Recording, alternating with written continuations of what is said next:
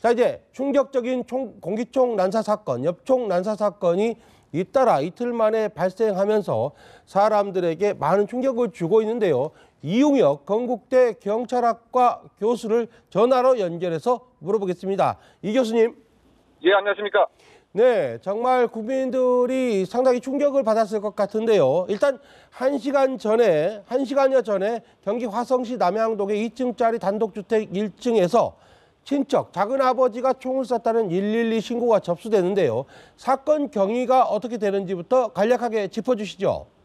네, 지금 어쨌든 그 동기 자체는 무엇인가 아직 밝혀져 있지 않지만, 이런 그 추정컨대 그 장기간에 축적되어 있던 혹시 그 가정 내에 일정한 갈등 상황이 그 최근에 하나의 어떤 촉발 요인이 발생을 해서 이와 같은 이제 총기 난사 사건으로 연결된 것이 아닌가 제 개인적으로 추정을 하고요.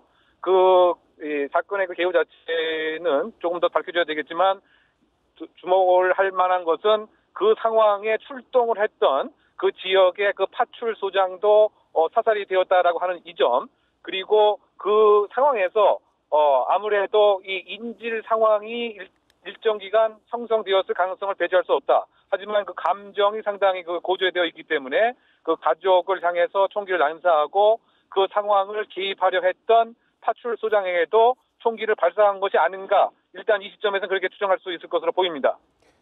네, 이 교수님, 잠시 네네. 전까지만 해도 용의자와 경찰이 대치 중이 아닌가 이런 소식이 들려왔는데 현재는 이 대치 상황은 종료된 거죠?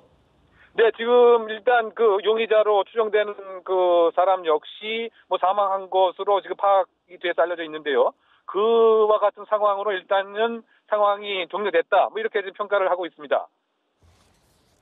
그렇군요. 지금 이제 현장의 사망자 중에는 현지의 경찰, 그러니까 파출소장 한 명도 포함되어 있는 것으로 그렇게 알려지고 있는데 아무래도 네네. 이 파출소장이 이 범인을 설득하기 위해서 들어가서 설득하는 과정에서 피해를 입었다 이렇게 봐야 할까요?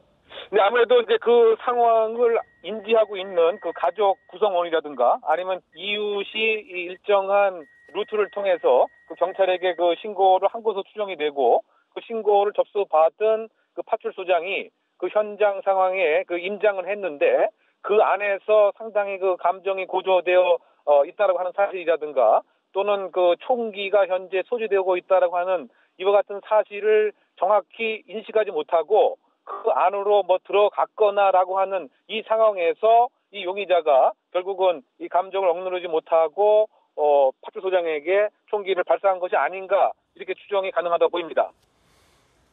네, 이게 바로 불과 이틀 전이죠. 지난 수요일에 세종시의 한 편의점에서 50대 남성이 총기 난사 사건을 벌였는데 당시 사건 피의자도 스스로 엽총으로 목숨을 끊었고요. 이번 용의자도 역시 똑같은 극단적인 선택을 한 걸로 그렇게 보이네요. 네, 그렇다고 본다면 그 상당히 그 공통성이 있다라고 보이는데요. 세종시의 사건도 사실상 가족 관계에 있었던 경험을 근거로 해서 거기서에 오는 여러 가지 이제 배반주라든가 원상 회복을 하려고 하는 이 문제에 봉착이 돼서 성공을 못하기 때문에 결국은 다른 가족들이 역시 나의 적으로 생각하는 이와 같은 그 어떤 총기 난사의 가장 공통적인 심리가 원인이 되었다고 본다면 아마 이번 사건도 이 가정 내에 상당 기간 내재되어 있는 여러 가지 그 갈등이 하나의 그 축적이 되어서 그림자에 발생했던 일정한 촉발 요인이 이 끔찍한 총기 난사로까지 연결된 것이 아닌가 생각이 되는데요.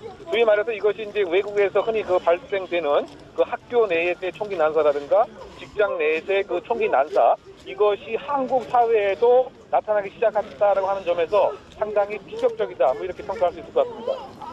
네, 지금 이제 저희 연합뉴스 TV의 영상 취재팀이 현장의 단독 영상을 촬영해서 지금 바로 실시간으로 내보내고 있습니다. 지금 현장에서 유가족으로 추정이 되는데요. 유가족이 오열하고 있는 그런 장면과 함께 경찰이 현장을 통제하고 있는 그런 화면을 보고 계신데요. 일단 그림으로 봤을 때 지금으로서 대치 상황은 다 종료된 것으로 보이고요.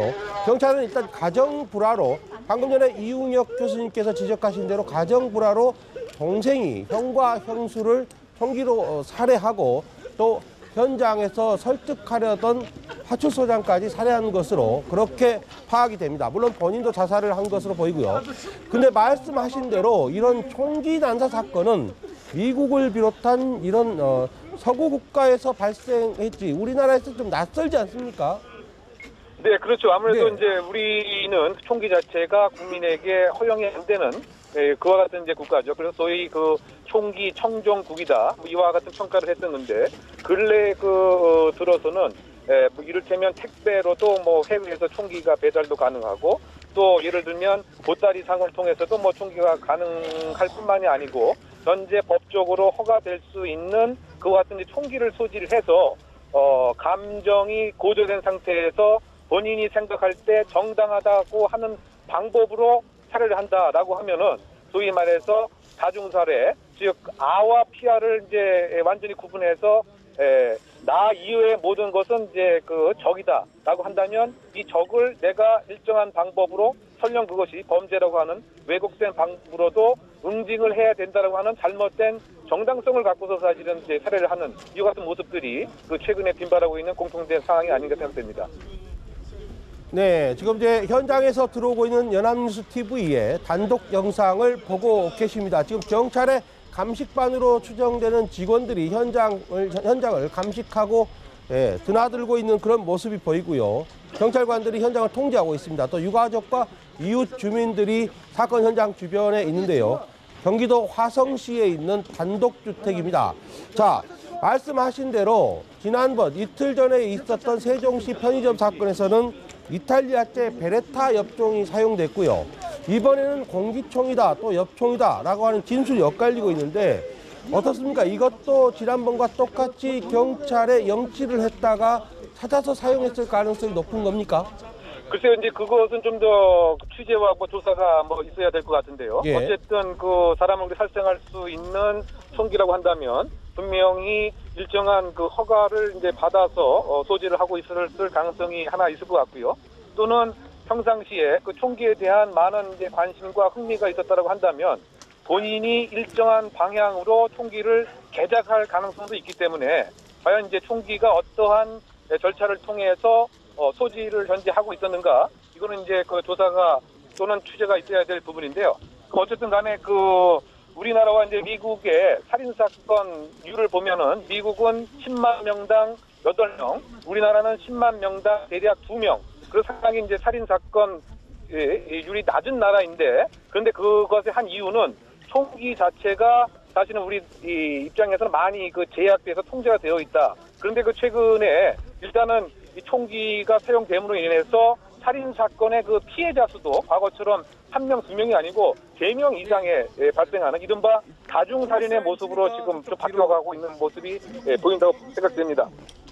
네, 그렇군요. 지금 일단 현재 이틀 전에 있었던 세종시의 총기 난사 사건에서는 총기를 영치하고 반출하는 과정은 적법하게 이루어졌다 이렇게 경찰이 설명했는데, 그럼에도 불구하고 이렇게 다중살인 사건으로 계속 이어지는 이런 총기 살인 사건에 대해서 뭔가 좀 더 감독이라든가 관리가 더 철저하게 이루어져야 되지 않을까 이런 의문이 듭니다.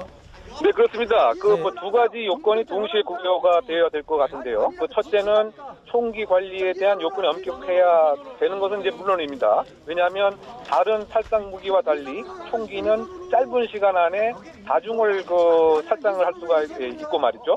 그래서 지금처럼 단순히 뭐 영치와 허가만 하면 경찰 기관이 할 일이 다 끝냈다라고 생각하는 소극적인 총기 관리의 틀에서 벗어나서 적극적인 관리, 이를테면 실제 목적에 맞게끔 일정한 시기와 장소에 실제로 사용하고 소지하고 있는가를 실사를 한다든가, 또는 필요한 경우 GPS를 장착해서 총기의 현재 위치가 어디 있는 것이라든가, 이와 같은 총기 관리 자체가 좀 더 엄격할 필요가 있고요. 그 다음에 더 중요한 것은 사실은 이와 같은 살인의 원인을 총기로만 돌릴 수는 없는 것입니다. 더 큰 것은 지금 여러 가지 그 가정 기능이라든가 이와 같은 가능성을 사전에 인지해서 정서적인 문제가 있다고 한다면 경찰기관과 정신보건기관이 함께 예방할 수 있는 이러한 치안 예방 인프라의 구축도 우리가 꼭 함께 생각을 해야 되지 않나 생각됩니다. 네, 말씀하신 대로 꼭 총기 관리만의 문제는 아닐 겁니다. 다만 이제 이런 분노의 범죄, 분노 범죄가 곧바로 살인극, 그것도 다중살인으로 이루어지는 이런 심리적, 사회심리적 현상이 우려스러운데요. 이런 문제는 어떻게 대비를 해야겠습니까? 네, 그 범죄에 대한 그 문제라고 하는 것이 딱 하나만 그 원인으로 볼 수는 상당히 어렵고요. 여러 가지 총체적인 문제가 있다고 봅니다. 즉, 사회 전체의 그 이를테면 규범의 부재, 즉 아너미 현상이라든가 또는 이루려고 하는 목표와 그것을 이룰 수 있는 수단 간의 간극, 예를 들면 실업률이 높다라든가 일정한 소득이 없다라든가 이것이 결국은 가정 내에서 잘 걸러지지 못하는 이와 같은 상황들. 바꿔 얘기하면 그 복지라고 하는 것이 결국 치안 복지라고 하는 이런 쪽에 맞춰진다고 한다면 그것이 가장 효과적인 범죄 대책이다. 이렇게 평가할 수 있지 않나 생각됩니다. 네, 이제 상황이 더 후속 속보가 들어오는 대로 전해드릴 거고요. 자, 이웅혁 교수님, 감사합니다. 네네, 수고하세요. 네.